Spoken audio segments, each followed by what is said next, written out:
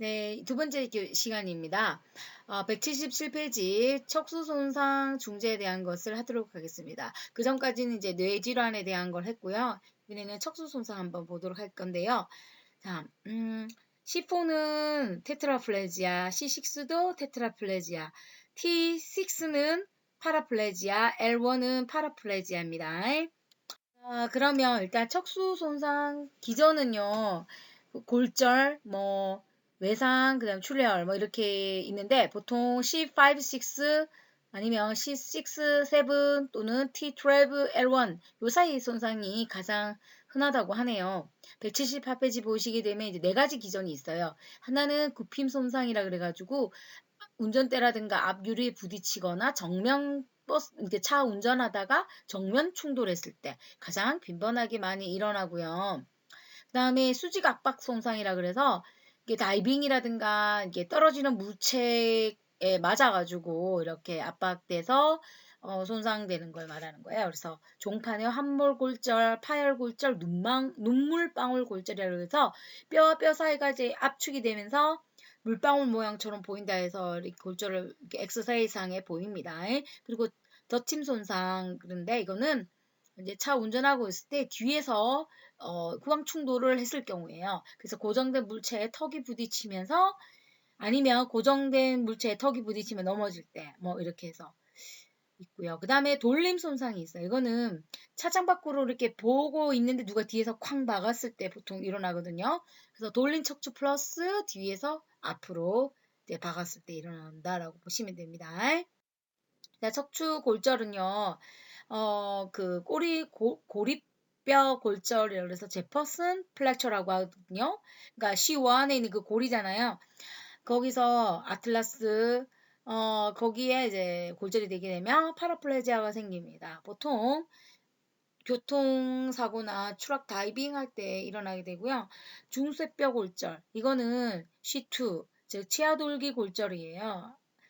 그래서 만약 전방전이 되면 교수형 골절이라고도 부릅니다. 기도 압박 때문에 질식차를 초래하기도 합니다. 그리고 C3에서 3번 골절은요, 운동성이 너무나 큰 부분이기 때문에 보통 굽힘 손상 또는 편 손상이 대표적입니다.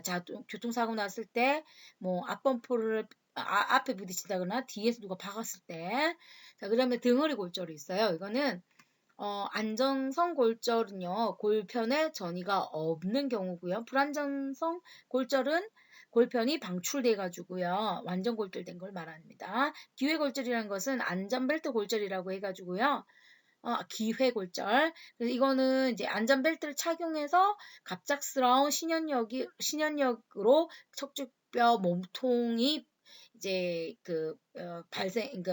부러지는 건데요. 보통은 이제 전방에서 후방 가시돌기까지 가로 방향으로 골절된다고 합니다. 요 그림에 보여지죠, 그쵸? 그래서 앞쪽 척추뼈는 압박해서 찌그러지고요, 맞죠? 그 다음에 뒤쪽은요, 위아래로 늘어나는 이런 된 거대요. 보통 이제 벨트를 차고 있을 때 생긴다 해서 기회골절이라고 합니다. 자, 그러면 척수 손상 그 수준에 따른 분류를 한번 보도록 하겠습니다. 손상 정도에 따라서 완전이냐 불완전이냐로 나누고요. 척수 손상 수준에 따라서는 쿼드리, 즉 목 쪽에, 그러니까 서비컬 쪽에 손상해서 쿼드리가 나타나게 되고, 파라는 등이, 그러니까 소라식이나 룸바 쪽에서는 파라가 나타나게 됩니다. 자, 그러면 불완전 척수 손상 증후군에 대해서 알아볼게요. 앞 척수 손상 증후군이라 해서 우리 척수 한번 그림을 보시게 되면, 사진을 보시게 되면, 자, 그 제일 위쪽에는 감각이죠. 그 널판 다발하고 쇠기 다발이 있는데, 이거는 촉각, 입체, 고유 감각, 진동 감각이죠. 그러니까 상지하고 하지에. 그리고 가쪽 척수로와 그다음 앞쪽 척수 시상로는 가쪽은 통각, 온각, 그다음에 앞쪽은요 촉각, 악각을 담당하거든요. 자, 일단 앞 척수 증후군 한번 볼까요? ACS라고 하는데요. 보통 이제 요거는 교통사고를 당했을 때 굽힘 손상일 때 많이 나타나게 되고요. 이렇게 되면 당연히 앞쪽이니까 그 운동화 관련이 되잖아요. 그리고 통온각, 촉각, 압각 전부 다가 이제 소실이 되게 되겠죠. 그리고 두 번째 뒤척수 증후군. 여기는 이제 감각 부분이잖아요. 그러다 보니까 통각, 그 다음에 온각, 촉각 이런 건 남아 있어요. 그런데 이제 그 고유감각이라든가 이런 그 입체 뭐 진동 뭐 이런 거는 전부 다 소실이 되고 꼭 실조 환자처럼 큰 보폭으로 보행을 보입니다. 그 다음에 중심 척수 증후군이라서 이거는 이제 목뼈를 저침했을 때 이제 뒤에서 누가 박았을 때 많이 손상을 당하게 되는데 가운데 부분이잖아요. 그러다 보니까 이제 팔에 심한 양상이 더 심하고요. 그 다음에 그리고 양측의 통원각 소실 그리고 촉각, 진동, 위치 감각은 부분적으로는 남아 있습니다. 자, 브라운 스퀴드 신드롬. 이건 정말 중요한데요. 이거는 한쪽 척수 반이 이렇게 손상당한 거거든요. 그러다 보니까 손상 측에 그 운동 고유 감각이 손상이 되고요. 비손상 측에 그러니까 멀쩡한 그쪽에 반대측에 그 통원각 손실이 있습니다. 그리고요, 반사소실이라든가 표피 반사 감소, 관대성 경련, 바빈스키도 나타납니다. 그다음 말총신경에서 카우다 이큐나 같은 경우는요, 마비 부위의 가로 절단의 불완전한 손상이죠. 예, 그리고 또 엉치신경 보존 반응, 사크랄 스파이럴이라고 하는데, 이거는 항문주의 감각, 또는 직장 괄약근 수축, 엉덩 피부 감각 남아 있고요. 그다음에 엉치신경 지배근 능동 수축은 가능하다라는 거예요. 자, 그래서 사크랄 스파이럴 같은 경우는 그 항문하고 그다음에 발가락 쪽에 이렇게 검사를 할 수가 있어요.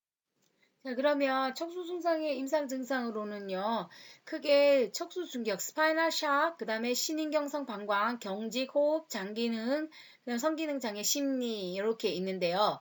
자, 첫 번째 스파이널 샥, 척수 충격에 대해서 한번 볼게요. 이거는요, 손상 직후에 3일이나 6주 내에 동안 이제 발생을 하고요. 혼수 상태와 함께 손상 부위 이하로 반사가 소실됩니다. 그리고 무긴장성 마비로서 요로가 폐쇄되고 느린 맥박, 혈압 하강, 저체온증을 보입니다. 그 이유는 뭐냐면 운동 시냅스가 탈락이 돼서 차단되잖아요. 그러면 신경 전달이 그러면서 생리적 기능이 일시적으로 멈추는 거예요.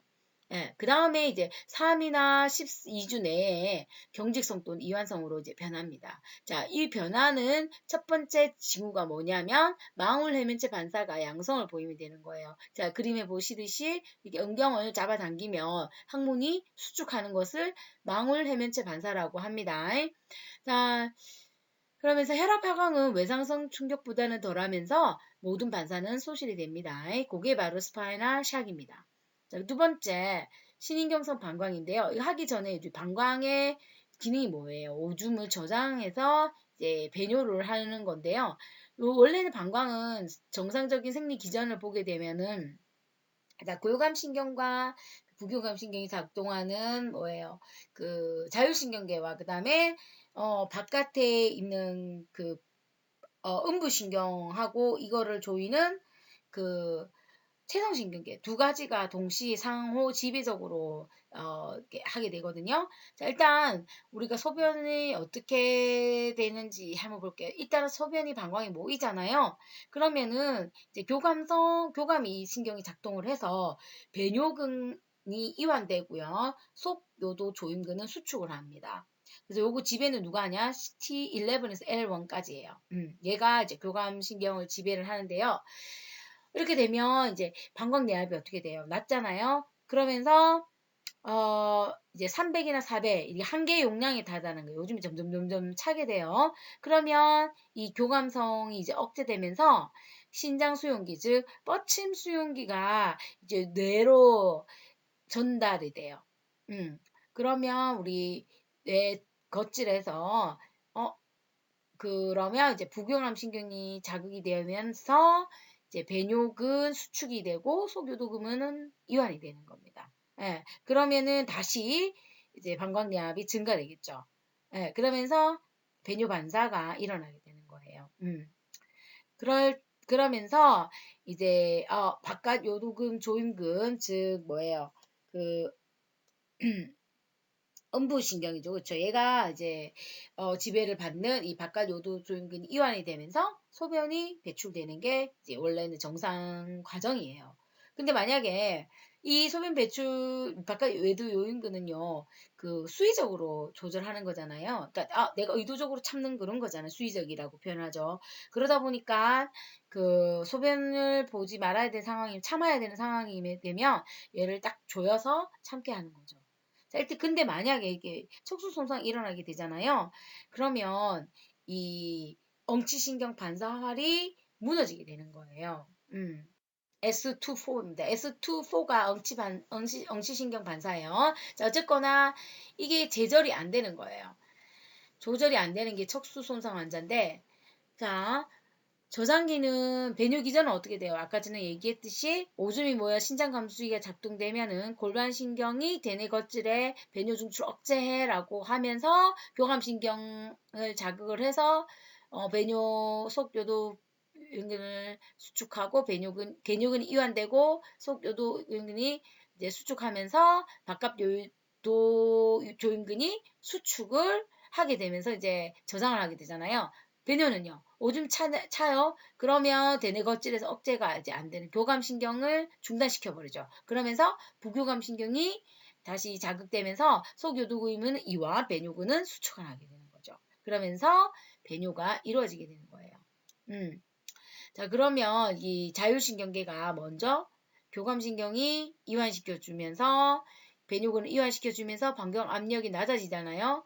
다시 임계량이 달하면 신장 수용기, 뻗침 수용기가 이제 그 배뇨 중추로 전달시켜서 뇌에 있는 배뇨 중추를 배뇌 거칠해서 부경화 신경이로 전달되면서 배뇨근이 이제 수축이 되죠. 그래서 이거는 불수의적 반사로서 응치 반사궁이라고 합니다. 자, 그러면 이제 채성신경계는요.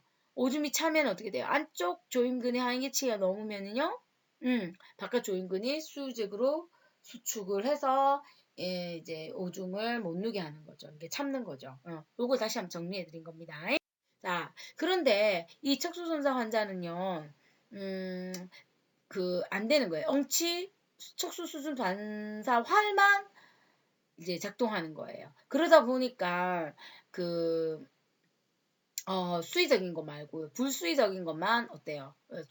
계속 이완하게 되면 계속 방광이 계속 소변이 계속해서 나오는 거예요. 자, 그래서 만약에 예를 들어서 S1 이상이다. 거기에서 손상이 오게 되면요. 반사성 방광이라 그래가지고 경직성 방광을 이제 일으키거든요. 그래서 경직성 방광 스파스틱 이거는 UMN 장이잖아요. 그래서 그 고위 중추 입력이 안 되기 때문에 엉치석 수 반사가 남아 있게 되잖아요. 그러다 보니까 수의적 조절 자체가 안 되는 거예요. 그러니까 이 엉치 수준 반사가 남아 있으니까 그냥 수의적 조절은 안 되면서 계속 오줌은 나오는 거예요. 그래서 반사적으로 그냥 오줌을 배출하는 거예요. 그러다 보니까 이런 경우는 이제 두덩 결합 위를 막 이렇게 그 위에다가 이제 배를 쓰다듬는다든가 아니면 압박을 준다든가 넙다리 안쪽을 쓰다듬는다든가 아니면 톡톡톡톡 친다든가 그 다음에 엉치뼈 음모를 갖다가 잡아당기면 이게 그렇게 해서 이제 조절을 하고요. 그 다음에 간헐적 동요법이라 그래서 매일 2000리터 로 이제 제한적이게 수분을 섭취하게 되거든요. 이런 식으로 해서 이 S1 이상의 손상이 있을 때는 UMN 손상이라서 이렇게 이제 하고요. 만약에 S2, 4 이하의 그러니까 S1 이하죠, 그렇죠? 그 이하로 만약에 그 손상을 당했다, 그러면 척수 손상 당했다, 그러면 이완성 무반사성 방광이 되는 거예요. 그래서 즉 이완성 방광이라고 하면서요, LMN 방광이라고 합니다. 즉 반사활 손상이 된 거예요. 반사성은 어때요? S1 이상은 어때요? 반사활은 그대로 있기 때문에 수의적 조절만 안 된다라는 것 뿐이잖아요. 그렇죠? 그런데 이 S1 이하 그러니까 2, 3, 4 뭐 이런 부분이 손상을 당하게 되면은 LMN 방광이라 그래가지고요. 반사활 자체가 손상을 당한 거예요.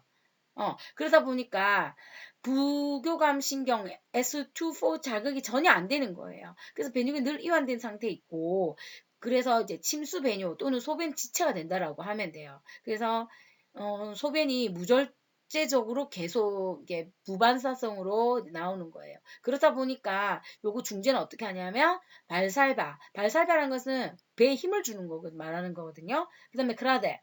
그래서 아랫배 네, 이제 손으로 압력을 주는 거를 크라데라고 하고요. 아니면 시간제 배뇨, 타임드 보이딩이라 해서 이 방법으로 중재를 하게 됩니다.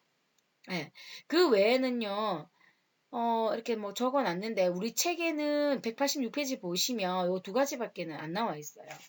그리고 같이 지금 연결해 놓은 거라서 그냥 넘어가도록 하겠습니다.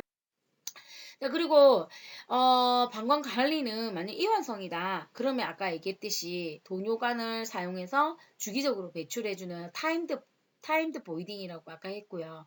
그 다음에 인위적 배뇨는요, 두 가지가 있어요. 주기적 배뇨가 있고 간헐적 배뇨가 있어요. 그래서 주기적 배뇨라는 것은 돈요관을 막아서 뭐 소변이 꽉 차게 한 다음에 열어가지고 빼내는 게 있고, 간헐적이라는 것은 수비 섭취를 제한을 해서 네 6시간마다 이제 그 돈요관을 그때마다 이제 그냥 돈요관을 이제 간헐적으로 삽입하는 거예요. 만약에 파라플레지아다 그러면 침상 요로길석이 생길 수가 있기 때문에 침상 기간에도 운동을 실시를 해줘야 됩니다. 이것은 왜냐하면 세균 감염도 많이 일어나기 때문에 또 주의를 해야 되고요. 자, 어쨌거나 이런 신경성 방광으로 인해서 그 합병증으로는 상부 요로에는 신우신염, 결석, 신수종이 생길 수가 있고요. 하부 요로에는 말초 감염, 새길, 즉 다른 구멍이 생길 수가 있다라고 합니다. 네. 그다음에요, 이제 스파스티시티. 우리 책에는 강직이라고 되어 있습니다. 어쨌거나 UMN으로부터 해리되어 과신장 그 반응, 그다음에 발목 간대성경의 클로누스 이런 게 보입니다. 그리고 손상 부위 자극 시 더 심하게 나타나게 되고 목과 목, 목 등 이렇게 손상으로 인해서 하지마비 시에 더 이렇게 스파스티시티가 심하게 나타나게 됩니다. 근데 이 스파스티시티가 무조건 나쁘다라는 게 아니고요. 이거는 이제 오히려 뼈 엉성증이라든가 뼈 엉성증을 감소시키고 근위축을 방지시키고 순환 증진에 도움이 된다고 합니다. 스파스티시티가 무조건 나쁜 거는 아닙니다. 그 다음에 호흡장애 보이죠? 호흡장애는요, 만약에 C1에서 3 사이 손상을 당하면 인공호흡기를 해야 됩니다. 그리고 그 급성기에 이렇게 만약에 서비컬 쪽에 손상이 되면은 배근육이 아예 자체가 마비가 되어 있잖아요. 그러다 보니까 호흡이 안 돼요. 그리고 이런 뭐 갈비뼈 운동도 잘 안 되기 때문에 폐기능이 저하될 수밖에 없습니다. 자, 장기능 한번 볼까요? 자, 척수 원추 성부 손상 시에는요, 경직성 장으로 해서 변비가 발생하면 해요. 그러니까 보통 S2 이상 손상일 때, 반사적 배변이 일어나게 됩니다. 그리고 척수 원추 이하 손상은, 즉 S2-4는요, 쑥 비우기 발시하다. 쑥이 비우기. 여기는 너무 설사를 자주 하기 때문에 수시로 이렇게 손으로 이렇게 그 대변을 배출하게 한다거나 발샬바로 하는 이한성 장이기 때문에 좀 힘을 주게 한다는 겁니다. 자, 그 다음에 성기능 장애입니다. 그리고 심리적 문제. 여자는 잘 없어요. 그리고 생리도 뭐 처음에는 생리 안 하다가도 그다음 나중에는 또 하게 되거든요. 그리고 심리적 문제. 도 있고 그 다음에 요거 8번째 중요하죠. 자율성 반사기능 장애 오토노믹 디스플렉시아라 그래서 보통 T6 이상의 손상 시때 나타나고요. 유해 자극 시에 자율성 활동이 발생하는 걸 말합니다. 그래서 이 말은 무슨 말이냐면 계속 교감신경이 지속되어서 혈압이 상승하는 거예요. 예를 들면 카테터에 오줌이 차 있다거나 아니면은 뭐 발톱이 길다거나 손톱이 길다거나 이런 경우 유해 자극이잖아요. 그렇기 때문에 이런 경우에는요, 뭐 손톱을 잘라준다거나 아니면 빨리 카테터를 열어줘야 되는 거예요. 자, 그 다음에 척수 손상 환자의 진단 및 평가는 193페이지입니다. 감각 검사, 긴장도 검사, 즉 MA 마스, 그 다음에 MMT ROM, 그 다음에 일상생활 활동 평가로는 MBI하고 FIM, 그 다음에 척수 독립성 지수. 야, 이거 좀 중요한데요. 이거는 이제 자주 활동 호흡과 그 다음 조인건 조절 뭐 이동 요거를 평가를 하는 거예요. 그 다음에 DTR이 증가되고 병적 반사가 나타나죠. 예. 근데 바베스키 같은 경우는 신생 아들은 정상입니다. 보통 이제 돌 전까지는 정상이에요. 예. 그 다음에 오펜하임은 바로 이 바베스키를 확진하는 거예요. 호프만도. 네. 그 다음에 정상적인 반사로는요. 고환 올린건 반사, 만약 UMA일 경우에는, 손상일 경우에는 양측이 다 소실되죠. 그 다음에 소실된 쪽만, 확인할 수도 있어요. 예. 그리고, LMN 손상 망울체, 고환 올린건 반사가 있었고요. 그 다음에, 망울체 해면체 반사, 그 다음에 사크랄 스파이럴링. 예, 요거예요. 사크랄 스파이럴링은 스파이널 샤크를 이제 벗어나는 거를 이제 확인하는 그 반사예요. 그래서 척수 손상 회복 가능성을 예측할 수가 있습니다. 자, 그래서 요 그림을 보시게 되면 모타로는 S1, 엄지발가락 굽힘, 그 다음에 항문주의 감각, 항문조인근 반사 여기 세 가지를 검사를 하는 게 바로 사크랄 스파이링이라고 합니다. 그 다음에 요 역동학적 검사로는요, 뭐 비뇨기계의 생리학적 기능과 질병 여부를 파악하는 걸 말하는 거예요. 네, 요거 정말 중요한데요. 꼭 시험 문제에 나오거든요. 신경학적 손상 레벨 검사인데요.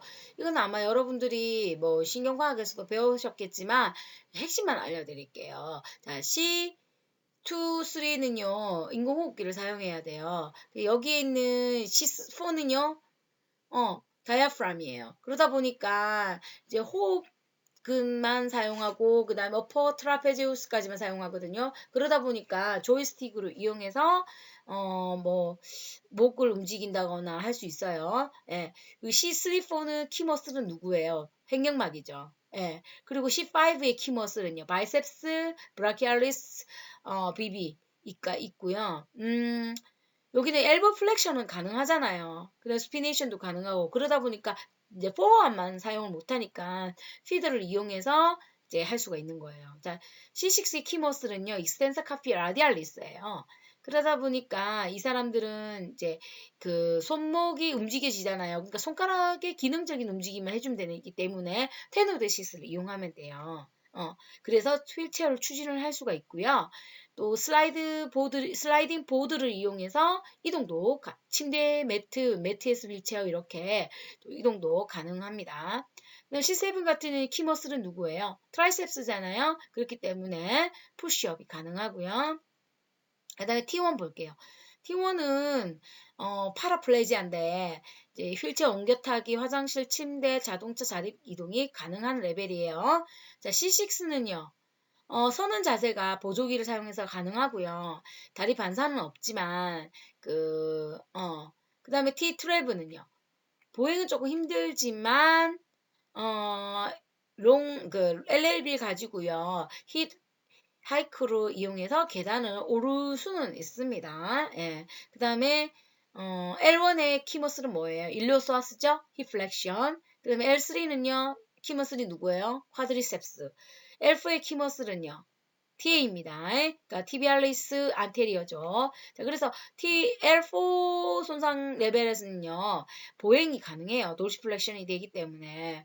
그리고 와들링 게이트로 걸어요. 그래서 왜냐면 펠빅 거들이 약하기 때문에 뒤뚱뒤뚱 걷는 와들링 게이트로 걸을 수 있어요. L4는요. 그래서 보조기 없이 보행이 가능한 레벨은 L4 이하입니다.